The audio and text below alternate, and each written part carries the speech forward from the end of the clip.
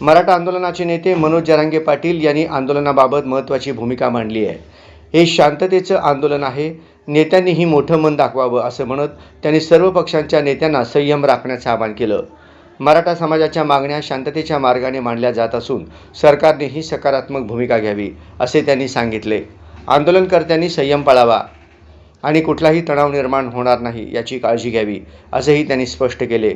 त्यांच्या या वक्तव्यानंतर मराठा आरक्षणाच्या मुद्द्यावर पुन्हा चर्चांना वेग आला आहे। आपण शांततेचं आपलं आंदोलन आहे, प्रत्येक वेळेस मी शांततेतच सांगतो।